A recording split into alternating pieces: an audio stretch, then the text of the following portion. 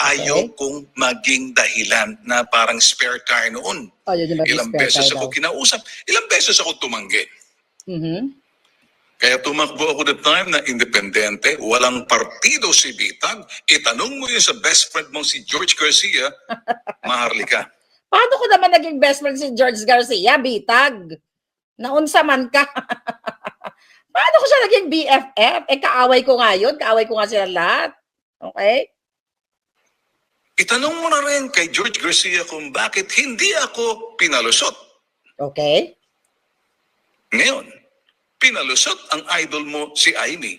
Ako'y nagtatanong lang naman. Okay, stop. Okay? Narinig nyo ha, himay-himayin natin. Kaya dito nabitag siya sa sarili niyang bibig.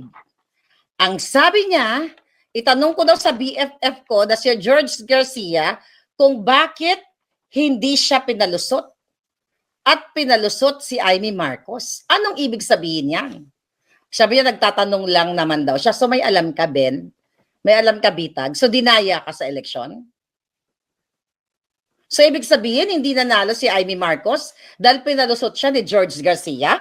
Posible talaga yan. Kahit sila Kiko Matching, hindi natin alam kung nanalo yan. Nakita mo, Bitag? Sabi ko sa'yo, huliin ka talaga ni Maharlika. Si Maharlika ang bumitag sa'yo. Coming from the Jonggoy's mouth. Okay. Ngayon, okay, tanongin kita, putulin mo na kami at putulin mo na kita. Ang sabi mo, hindi ka pinalusot. Itanong ko kay George Garcia.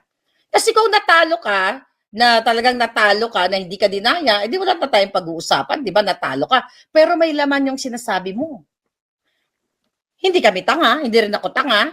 Okay, hindi ako TANGA. Baka ikaw TANGA. Baka ikaw naduwag ka. Alam mo pala na pinalusot si Amy Marcos over you. So anong ginawa mo? Bakit hindi ka nag-file sa Korte Suprema ng sa Electoral Tribunal katulad ni Bangag na ikaw ay dinaya pala? 'Di ba? Bakit hindi ka nag-file ng electoral protest sa Senate Electoral Tribunal? Dahil ang sabi mo, pinalusot si Amy Marcos. Tama ba ako? Mga girls, kailangan ko ng cheering spirit. Okay? Bakit? Ulitin ko. TANGA. VOVO. Okay? BOBO. O VOVO. Alam mo pala na pinalusot si Amy. Putang ina ka pala Ang tapang niyo mga tulpok po kayo, bakit mo pinabayaan na pinalusot siya? Kung alam mo na ikaw ang nanalo, gago! Ibig sabihin, duwag ka. Bakit bumahag ang buntot mo? Kasi kung ako, may alam ako, ilalabas ko, ebidensya ko. Ito, gagastusan ko. Dahil kung may ebidensya ako na pinalusot si Amy Marcos at hindi ka pinalusot sa tapang mong puki ng ina ka, nabitag ka tuloy. Ano ibig mo sabihin? Nagtatanong lang, Ulul. Sige nga. Butang ina, magdebate tayo. Murahin mo ako, murahin kita kung gusto mo. Kasi yun ang tatanong ko sa'yo. Sige, kailan ang live nating dalawa para abangan ng mga palangga ko? Bakit mo sinasabi na pinalusot si Amy Marcos? Ibig sabihin, hindi siya tunay na nanalo? Pinalusot siya ni George Garcia? O duwag ka, baka gurgurin ka ni Satanas? O kaya ngayon, kunyari, ganun-ganon ka lang. Ulul kayo, okay? Ito mo ang isda na uhuli sa sariling bunganga. Ang gurami, ang hito na kumakain ng tae, nahuhuli sa sariling bunganga. Kumakain ka ng tae, no? 'Di ba? Kumakain ka ng tae, Bitag. Magpaliwanag ka ngayon sa taong bayan at sa mga followers mo ng Bitag na sinasabi mo, gusto mo si Maharlika ay kumukuha lang ng content. Julul, never kita kinontent. Pero ang expose ko, kinontent mo at pinagkitaan mo, ibigay mo sa akin ang kinita mo doon, pambili ng salamin ni Maharlika. Ano ka ngayon? Nagbakasyon lang kasi ako kaya hindi kita natira. Imagine pinalipas ko 1 linggo. Nag-enjoy ako, na happy hour ako, alam mo yon, nagdrama ako, nag-fashion show ako, in-enjoy ko muna. Kasi pinagpahinga muna kita. And now, nakapagpahinga na ako, eto, bibitagin kita. Dapat akin na yung pangalan na yan eh. Bitag! Maharlika, binibitag! Ang mga julol. Okay, pakinggan natin. Inom ka na ng ano dyan, ng alak, maglasing ka na. Tignan natin. Meron pa sa sinabi sa dulo. Tatanong lang naman, walang masama.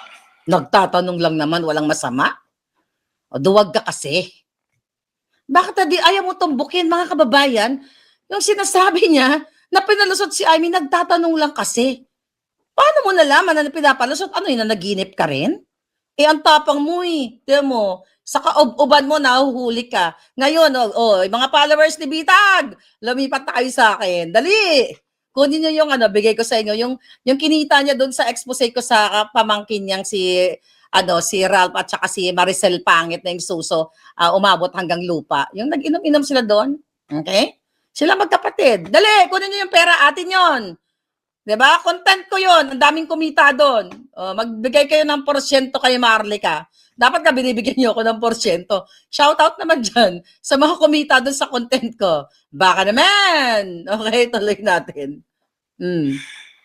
Si Senator Amy Marcos, utuin mo, Maharlika. Bilugin mo, lokohin mo. Huwag si Bitag. Hindi ko kailangan mang uto. Hoy, Bitag, si Maharlika never nang uuto. Di ba? Walang inuuto si Maharlika. Kayo ang may inuuto, hindi si Maharlika. Ba't ko utuin si Mangga? Hindi ko siya kailangan sa buhay ko. Pagbuhulin ko pa kayong dalawa eh. Balik eh. Dahil itutuwid ko yung iyong kabuktutan ng mga pinagsasabing kasinungalingan. Ngayon, eto naman sasabihin mo, basta mga tulfo, sabihin ko sa'yo, kung gusto mo mag-intriga, gusto mong gawing kasangkapan at laruan ang sino man, huwag mo akong isama at babalikan kita. Si Bitag ako eh. Wow! O sige, hamon! Balikan mo ako, ikaw babalikan ko. Mag-schedule ka ng live natin. Sabihin mo, bigay mo sa akin, mag-message ka sa Maharlika network@protonmail.com. Okay? Or balitangmaharlika@gmail. Sabihin mo, i-email mo ako dahil ikaw ang nanghahamon, di ba? Mag-live tayo dahil hindi naman ako nag-ambisyon na makasama kita sa live. Never, darling. Okay? I-challenge kita. Kasi susunugin kita, Bitag. Nabitag ka na eh. Susunugin kita. Tanda mo yan. Kung matapang ka, sige, schedule mo. Susunugin kita. Ngayon pa lang, sunog ka na eh. Wala pang Maharlika, hindi ko maintindihan. Nangungulangot ka pa siguro noon. Nandito na, Bitag. 24 years na kami. Huwag mo kaming sisirain. Huwag mo akong ihanit. Huwag mo kaming sisirain. Wala sa tagal yan. Alam mo, Bitag, kahit 50 years ka na naglilingkod, kung puro katiwalian ang ginagawa mo, kahit isang taon, isang buwan pa lang ang nagsasalta, like ako, 11 years, darling. 20 years ka, 11 years sa social media, pero hindi ako nababayaran. Ang binabangga ko, presidenteng bangag. Ang binabangga ko, first ladyng kawatan, magnanakaw adik. Ikaw, binangga mo? Kaya mong sabihin na bangag si Marcos Jr.? Ako kaya ko. Kasi inauthenticate ko. Duwag ka. Muro pa sa kali lang. Chuchu, alpot-alpot, biga-biga. Tingnan natin. Sa mga tulfo, apelyido ko lang yan.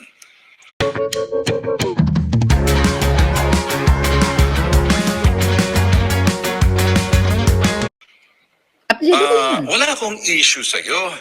Hindi kasi ako pumapatol sa babae, pumatol lang Bakit mo pinatulan? Sagot niya ito. ako doon sa mga pinagsasabi mo. Tutuwirin ko kasi sinungalingan mo. Kung gusto mo talaga, Maharlikang, mag-intriga para kumita ka sa content mo, para may pangkain ka. Okay. Kung gusto ko daw kumita, gusto ko daw ma-intriga para may pang-content ako, para may pangkain ako. Okay. Mga kababayan, sa kapapasok lang. Alright.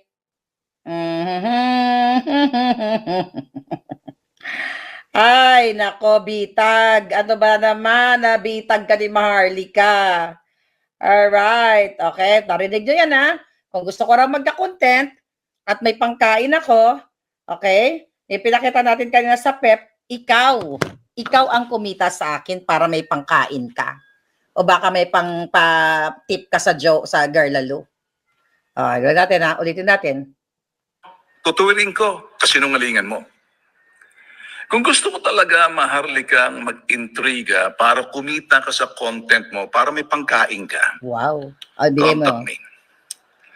Why don't we have a conversation online, live, para makita Okay. ng tao? Challenge Paunlakan accepted. kita para masopla kita Ooh. sa mga kasinungalingan mo. Okay. Now, let me ask you this. Do you want to take my challenge? I Maharlika? will. Challenge accepted. Quack, quack, quack, quack, quack. Oh, Ben! Challenge accepted, pal! Quack, quack, quack, quack, quack! Muska, miski, muka! Okay, challenge accepted. Or better yet, shut the effing up. Shut the effing up. Kung may galit ka sa mga tulfo, hindi kita masisisi, di upakan mo. Upakan mo. Inupakan ka na nga eh. Simula doon sa Okay? kapareho mong matanda, kapareho mong chismoso. Matanda? Sabi mo kanina, 24 hours ka na sa business, tapos ako nangungulangot pa. Di ba mas bata ako sa'yo? Oh, ba't mo ako tinawag matanda? Ilang taong ka na? Malapit ka mag-70. Ako, 25 pa lang. O, di ba? Do I look 25, darling? Di mo sinungaling ka. Tinawag mo ako matanda. Mas matanda ka sa akin. Diyan pa lang sinungaling ka na eh. At saka anong issue naman matanda? Oh. At saka hindi pa ako matanda. Nakita mo ba? Puti lang yung buhok ko ngayon, pero hindi ako matanda. Okay? Ang matanda, alam mo kung sino? Si Liza Tanas. Alright? Si Bangag. At saka ikaw, gurangtot ka. I challenge you. Bitag. Tanggalin mo nga yung salamin mo. Kasi ako, kaya ko tanggalin yung salamin ko. Ayan, di ko na kayo makita, di ko na kayo mababasa. Kaya ako nagsasalamin, ugok, kasi kailangan kong makakita at saka wala kang pakialam kung malaki, maliit ang trip kong salamin everyday. Tanggalin mo yung mata mo, yung salamin mo, tanggalin mo yung shades mo, gabing-gabi na eh. Para kang si, okay, yung nagsasalamin na artista. Pero yun may reason. Kasi kirat siya, sinabi naman niya. Ikaw, kirat ka rin ba? Wala namang issue yung kirat. Pero ako kasi, hindi po ako nagsasalamin dahil gusto ko lang. Sino ba ang gustong malabo ang mata? Pati salamin ko, pinakailaman mo. Okay, mama, isuot natin ulit salamin. Na may dalang Tweety Bird, ikaw naman, puting Kapatid niya ahas. to. Kapatid niya Tigilan yun mong niya. pangangahas mo. Galit ako doon sa totoo, sa mga pinagagawa ng dalawang apelyido kong senador. Sige, upakan mo. Okay, galit ka pala eh. Bakit hindi mo expose lahat ng pagnanakaw ng kapatid mo? Expose mo, kalabanin mo yung kapatid mo. Yes, Anmig, si Randy nga. Okay, pogi naman yung si Randy, di ba? Ng bata. Okay, ikaw, nakasalamin ka. Tanggalin mo yung salamin mo, mag-challenge ka tayo. Okay? Okay? Ano sinasabi mo? Huwag mo akong ihanay si Bitag. Iba ako sa mga kapatid ko. Hindi ako politiko. Nag-asama-sama ko na, nagsisi ako. Pakinggan nyo to. Mabuti na lang, natalo ako at sinadyang tinalo ako. Okay. Mabuti na lang, natalo ako at sinadyang natalo ako. Balikan natin uli. Iba ako sa mga kapatid ko. Hindi ako politiko. Nag-asama-sama ko na, nagsisi ako. Mabuti na lang, natalo ako at sinadyang tinalo ako. Bitag na uli ka na. 'Di ba? Sinadyang itinalo ka. Alam mo pa sinadya kang tinalo eh. 'Di ba kaluluoy ka naman? Akala ko ba matapang ka?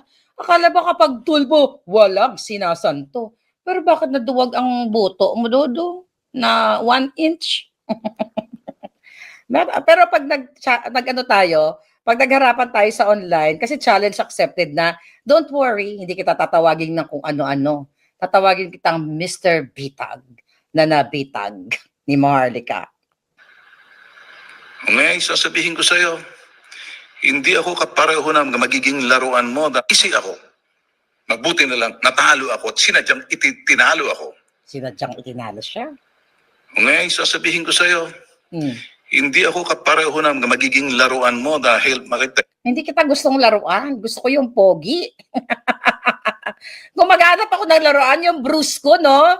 'Di ba? Hindi ikaw ang laruan ko. Ayoko ng bulag na na nagbubulag-bulagan sa pangyayari. Ayoko ng bulag sa korupsyon at bulag sa mga katiwalian.